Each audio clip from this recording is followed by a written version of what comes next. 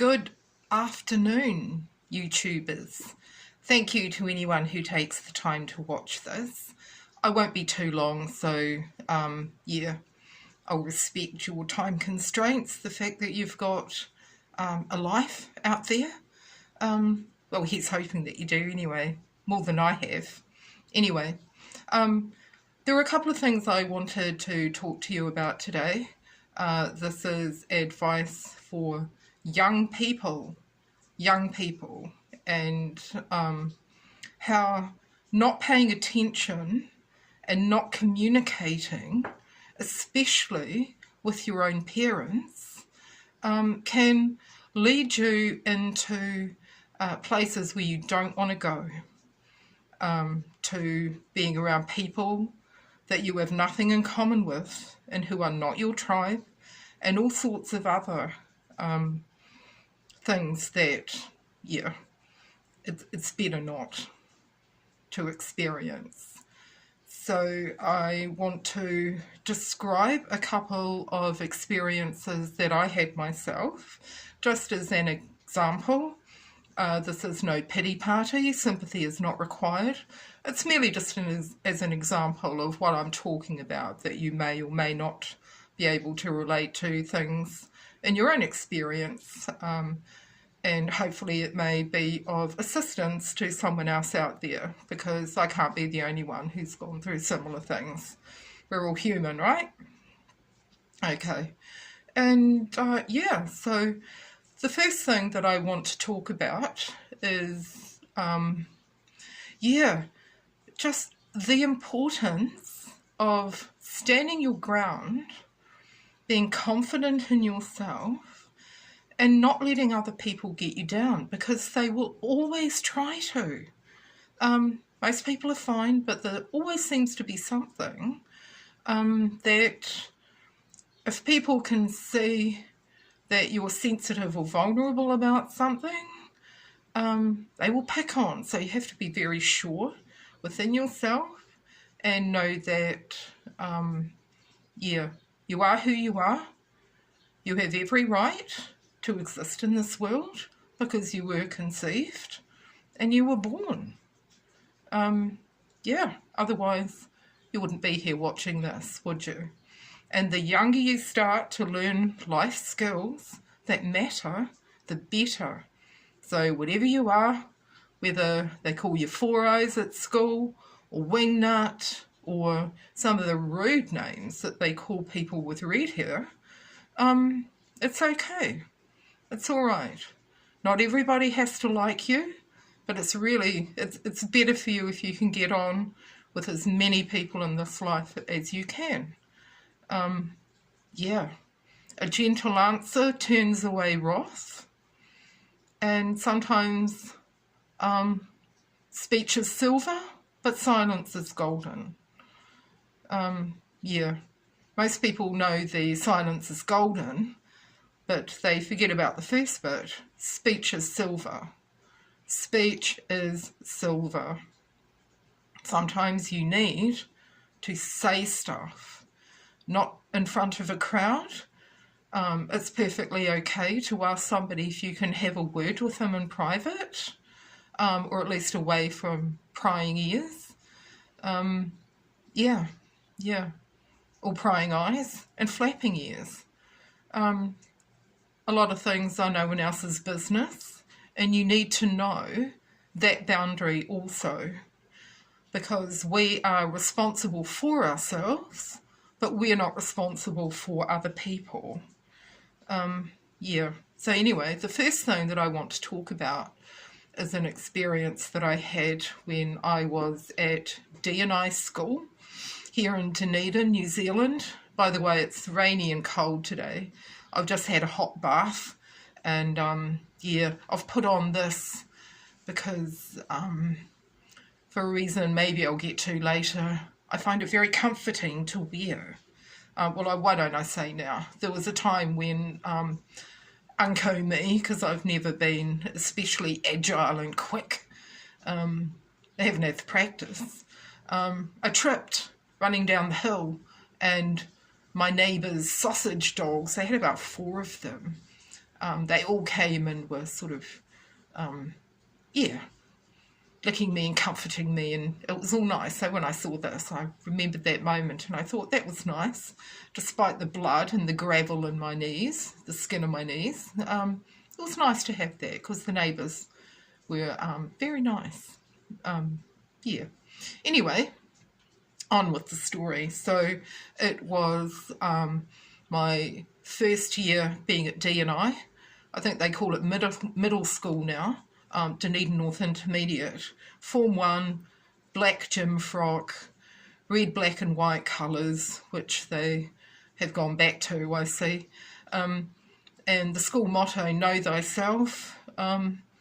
Yeah, you've got to know yourself, don't you? You've got to know yourself and not be obsessed with yourself or think it's the most important thing that matters.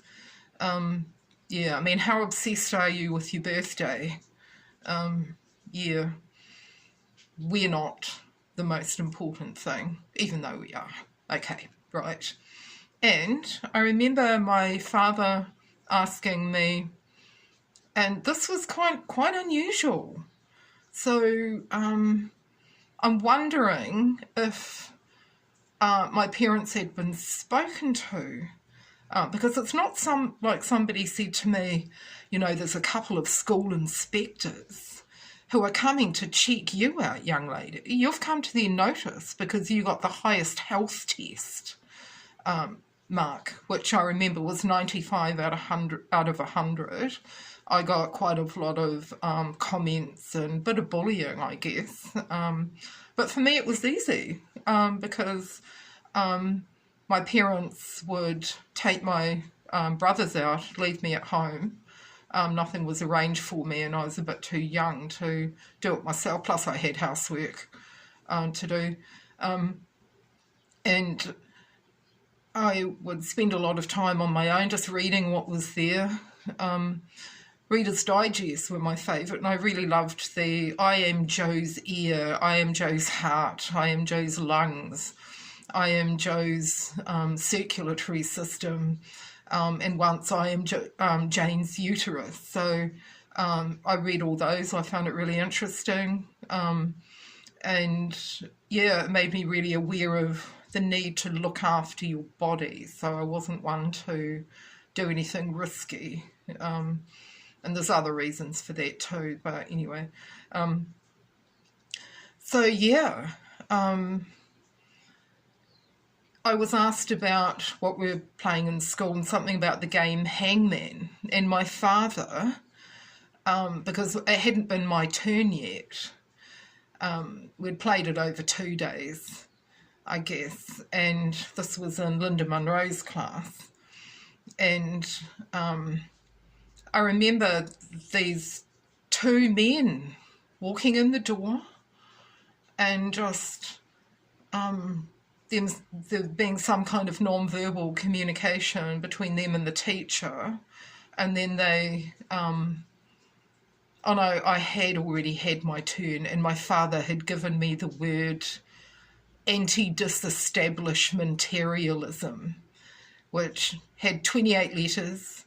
I didn't know anything about what it meant. I was 10. And yeah.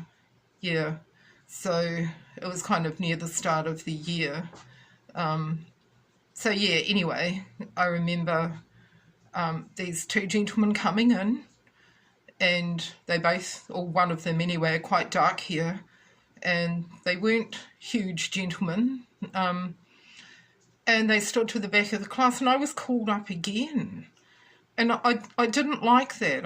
I just, because one day we'd gone on a school trip to Cadbury's, and I remember with the tray of chocolates, the guy giving me one, or offering it first to me, and said, you all had one, and then he offered me one again, and I just assumed we were going for a second round because there were plenty of chocolates.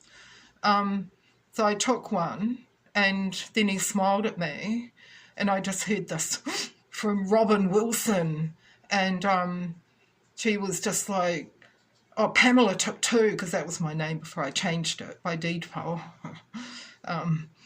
Anyway, and so yeah, I had to put up with all the class calling me greedy, selfish, taking two, when it wasn't the way um, the way that she'd put it. I guess she was jealous. I don't know, but anyway, oh, sometimes when you're giving people special treatment when they, because you want to think about how that looks to the other people and just not do it. I don't know, maybe they wanted me to be given a hard time and that's why it was done. I don't know. The games people play, speaking of games, back to Hangman. So I got this horrible feeling because I got called up again. I knew it was something to do with me. And the only time people really paid attention to me, it didn't work out well for me. So I'm not really a person who likes being the centre of attention at all. Yeah, I'm not a peacock sort of person. Yeah. So anyway, my mind just went blank. I couldn't think of any other big words. I wasn't really, anyway, I just remember, I think because I was doing a correspondence Bible study course through the Scripture Union, I knew the word grace, so I just felt like I was in trouble, like, oh, please give me grace sort of thing. So anyway, that was my word. It had 5 letters. And it was like all my senses shut down just from being under observation from these 2 gentlemen at the back of the class. I didn't know who they were. Oh, it was I'm even now getting anxiety all over again. And so yeah, the class got louder and louder because apparently somebody had said A, but I hadn't heard or misheard or something. Maybe I thought they said H or whatever. But yeah, the word grace doesn't have H in it, but it does have A. And so yeah, it was like, I wasn't trying to, but anyway, it took a while. The kids were all screaming and yelling and just, it was just this big loud thing. And then somebody said A, so that was the last letter left. And then someone goes out, oh, I said that at the beginning. I wish I'd heard you right, mate. It would have been over a lot faster and there wouldn't have been this big dramatic thing. I just remember the look on this one guy's face in particular, sort of at first looking all kind of expectant, and I guess it was a good look, but I wasn't good at reading body language, and then him just kind of going, totally misunderstanding. Whereas if somebody had said to me, hey, look, the school inspector or somebody is going to come and watch you, they were really impressed with that big long word you used at Hangman yesterday. But no, nothing like that. Everything just unexplained. I was just so anxious. I wasn't diagnosed with Asperger's until I was 50 anyway. And it was just such a horrible thing. And it's funny, I was researching Hangman and kind of dark origins, really. Yeah, from what I found online. So anyway, it didn't have a good effect on my life, the playing Hangman thing. The thing I saw online was from the Philadelphia Star or something in 1902, when apparently it was a thing for people to receive invitations with skulls and crossbones on them, inviting them to a hanging party where they would play that, and it was just all quite formal. And of course the ones who were putting it on were all dressed like the Ku Klux Klan. And vigilante groups could sometimes be involved. I looked that up, and sometimes that can be a good thing. Like apparently there was a vigilante group, which was a sort of unofficial police force, if you like, who got together to try and solve the Jack the Ripper murders in 1888 in London. So, yeah, but it kind of sounded a bit spooky and underhanded, and something that would originate from the elites, the skull and crossbones, the Freemasons. No, I don't know. But anyway, that wasn't good. And, you know, I really wish I had said something like, I don't know, I mean, I was just a kid, but I wish I could have said, gone up to the teacher, who was lovely, who are those guys? What are they doing here? Yeah, or even just said to the class, oh, I'm really nervous, or stop shouting at me. And yeah, I wish I'd said that, I'm so sorry I didn't hear you, but I don't like people watching me. It's bad enough being up here in front of the class when I've already had my turn anyway, but I'm being made to come up here twice to be observed by two guys I've never seen before. So just be aware, like that quote in the Bible that says about being surrounded by a great cloud of witnesses. They're not necessarily demons or our dead relatives that are hanging around to see that we're okay, because that doesn't happen. But there are living people who are watching you, observing your behaviour and applying whatever to it. Some have good intentions, some don't. I think the school inspector's intentions were good, but I'm just not sure. Yeah. I think one of them, he's seen it in, I don't know. Anyway, so communicate. And I wish I'd gone and told my parents about it. Like, Dad, you know how you asked me about hangman and gave me that extra long word? Did you know? I mean, what was that about? Anyway.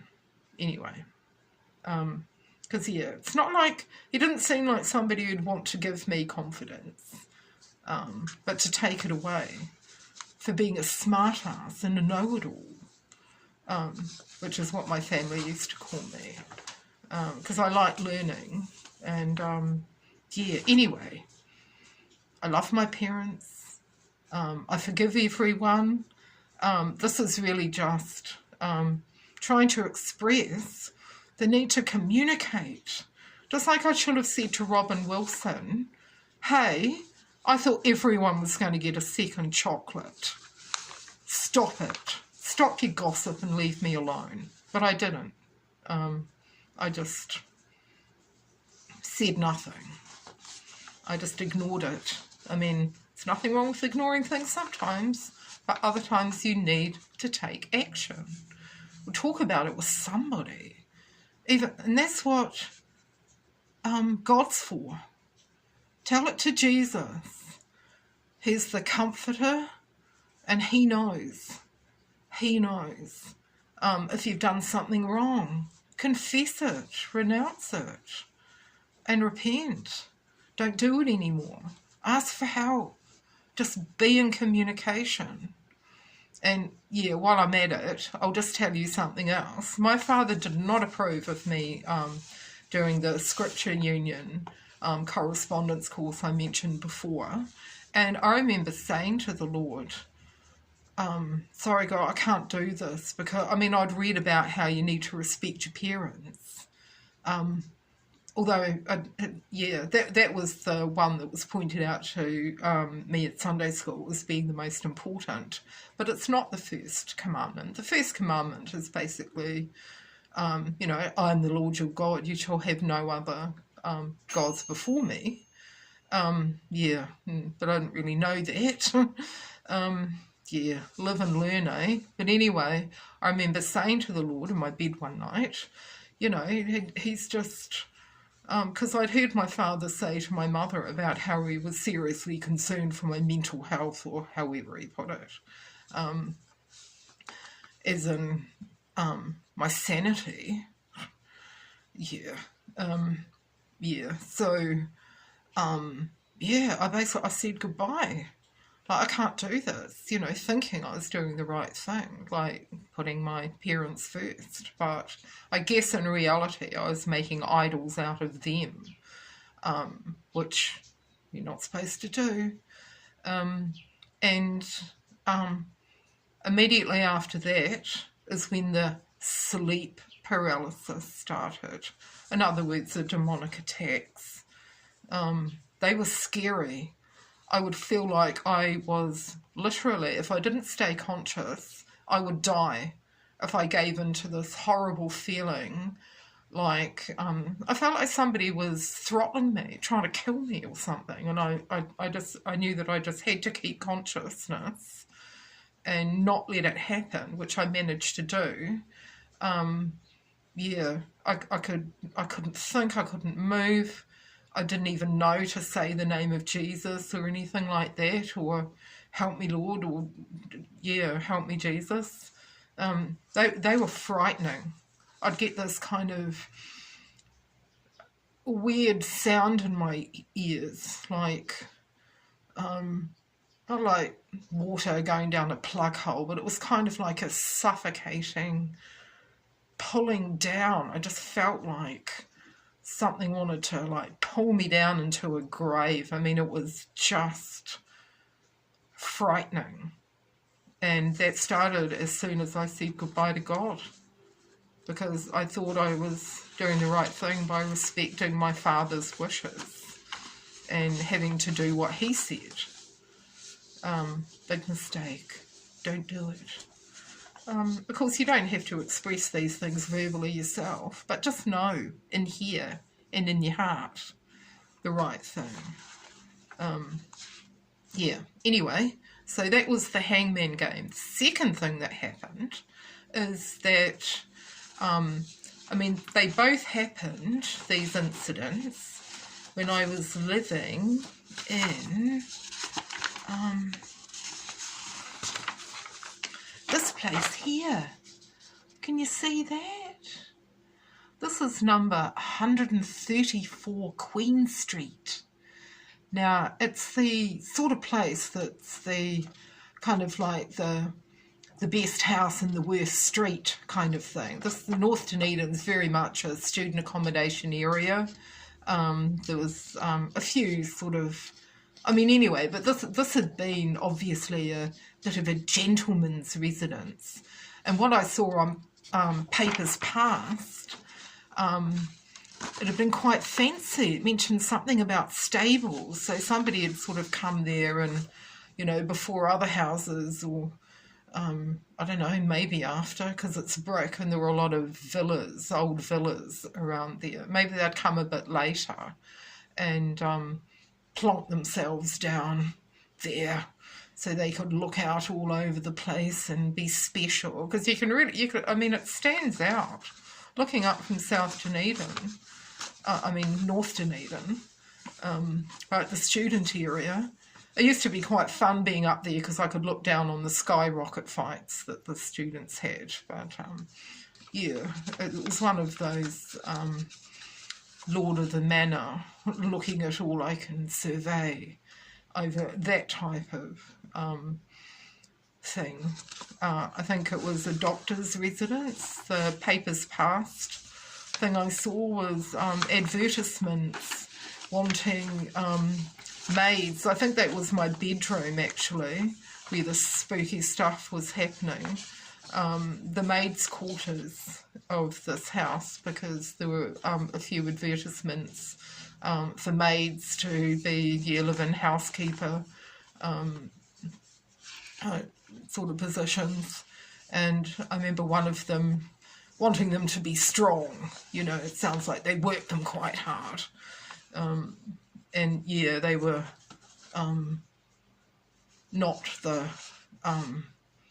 most important member of the household. And as I think about that, I remember Christmas when I was 7, me and my older brother getting the same lot of presents, and that was the last time that happened. That was when we were still in New Haven Street in Pine Hill.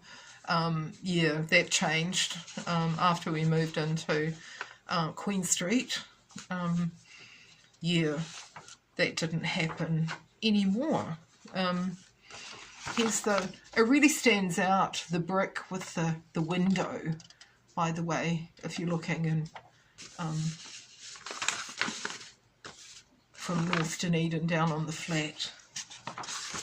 And here's this other photo, which shows you the letterbox.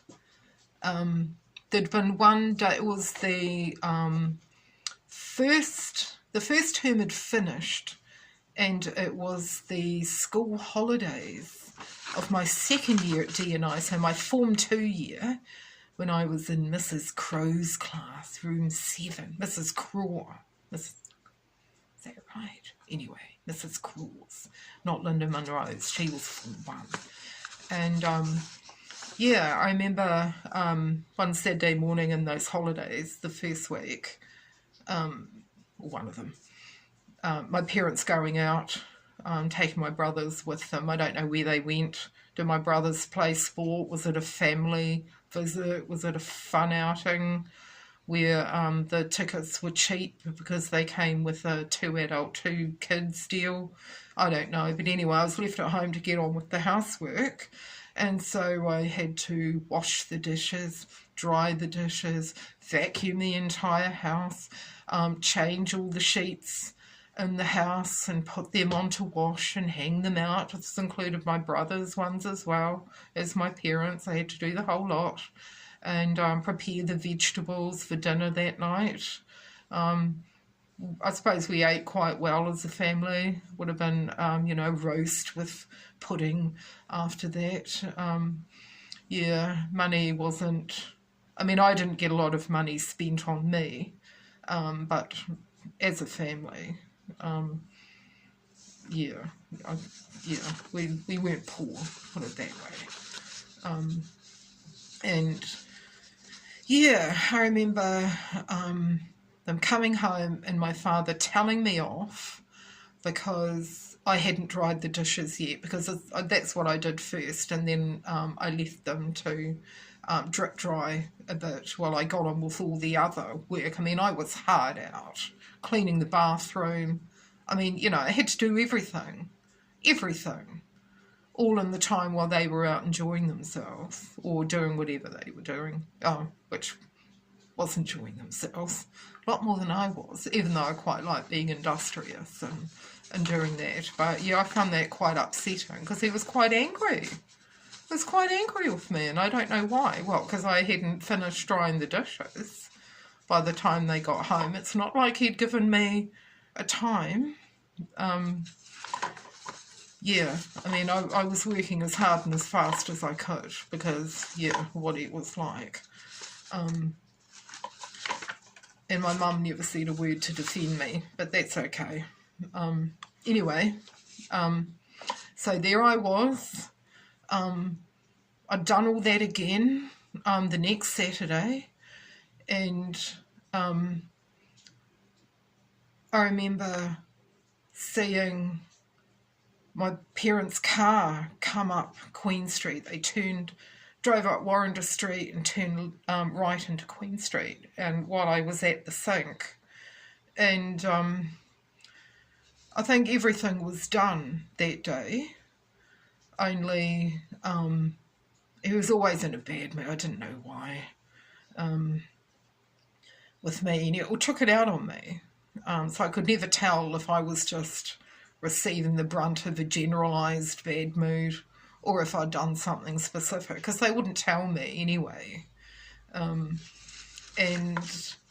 not that I understood what they were talking about, but that's another story. And I remember looking out the window and seeing this letterbox, and whoa, yeah. I'm even getting anxiety now because I saw a parcel in the letterbox just as they were would have been driving up and I spun out. I thought, oh no, I haven't got the mail in. I'm going to get in trouble for that as well. Might even get a hiding or something, which, I got a lot of those without really knowing the reason. So I went out, and what I used to do was, because I don't know what it's called, obsessive compulsive disorder. I was starting to have a bit of that, I guess. But anyway, I would sort of come down, and whenever I went down the path or to the letterbox, I would climb onto the top of the garage, and I would walk around there 3 times. It was like it was a balance exercise. I don't know why I did that. That's just what I did. And I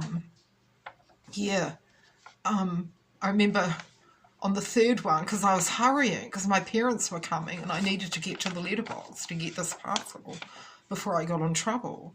And, honestly,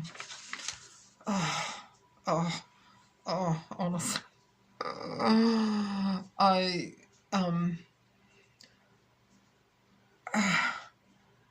don't know, was it a Saturday morning? I don't know now. In fact, no, my brothers weren't there, so it can't have been a Saturday morning, but it was around this time of year.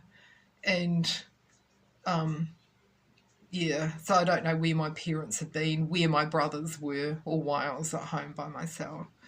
And I remember I could still see my left foot, kind of just missing the concrete.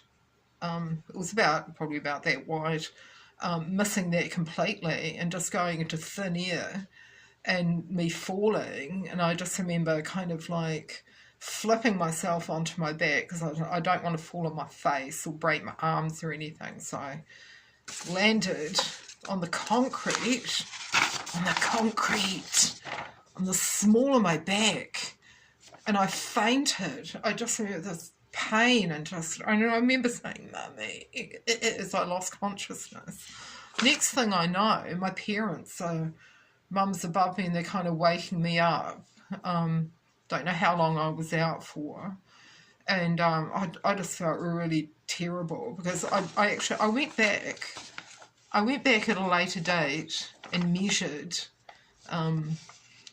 the 265 centimetres high, that is, and then plus I was standing on top of that, so it's quite a distance to fall, to land on your spot, the smaller your back.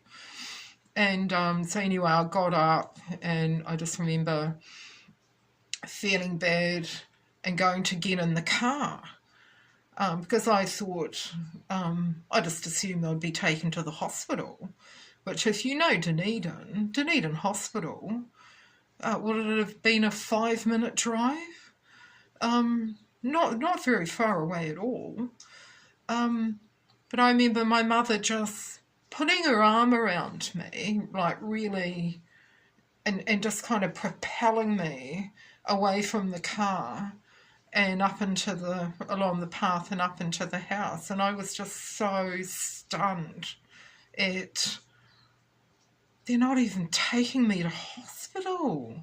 And I tell you what, if only I'd gone to hospital, like that time of year, and because ACC had only just started, and I've done some research, and looking back, they would have x-rayed me, and because for a while ACC were, like, I remember my grandmother talking about how she'd broken her ankle for something, and because of that she received a cheque in the mail for like $300 or something, which was quite a lot of money in the 70s.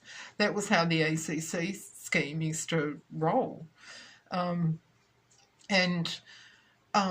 So yeah, I'm quite sure well, I don't know, I wasn't of working age, who knows, I was a child, so whether there would have been a financial payout that my parents could have put into trust for me, or even used themselves, although not that my father was, anyway, but at least they would have had a record. and I would have had that, and probably wouldn't have had to wait until like 2008, whatever, for the back operation that I really needed, which was, yeah, I had a lot of trouble because of that. A lot of trouble. It meant that I won't even go into that. But I just wish that I had said, Mum, Dad, I need to go to hospital. I need to go to hospital. So, like, don't be silent. Use your words. Even if not in the actual moment, as soon as you can afterwards, use your words. And yeah, I didn't. I said not a word. I didn't stand up for myself. I don't know if they thought I was play acting, but you know, you've got to tell your parents these things, this stuff.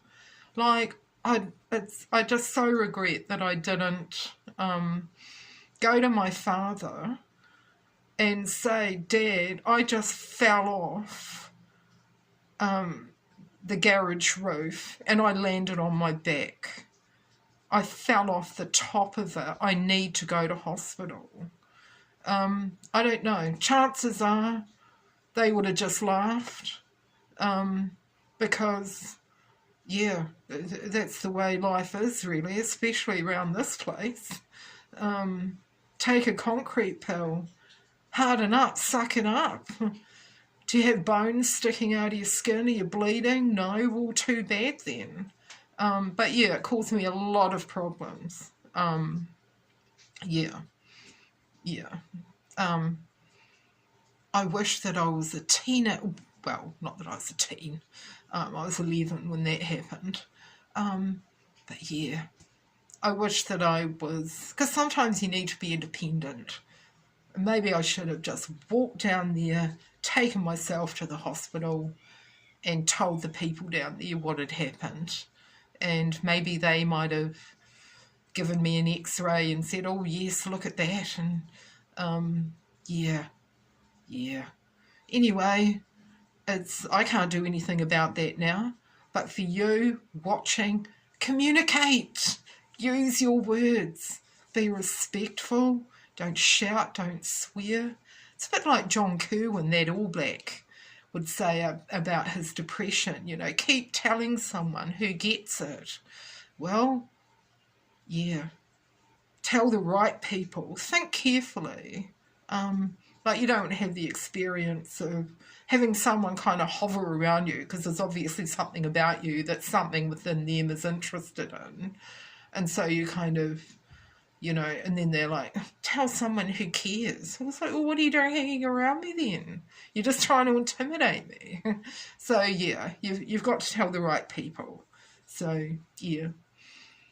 To wrap up, young people, use your words, communicate with your parents, talk to God, above all other things, because you could talk to someone else and then they could tell everyone else your private information or a pack of lies, and you don't want that, whereas you can just think and God will never tell your secrets or reveal what's on your mind. But yeah, he will help you. And yeah, live your best life while you're young. Lay those foundation stones of doing the right thing by yourself so that your future will be a lot better than if you don't do that. So, yeah. Lots of love, lovables. Thank you for watching this. Would there be anyone who's lasted to the end? I don't know. There's certainly not a lot of bells and whistles and interesting things to look at on this channel.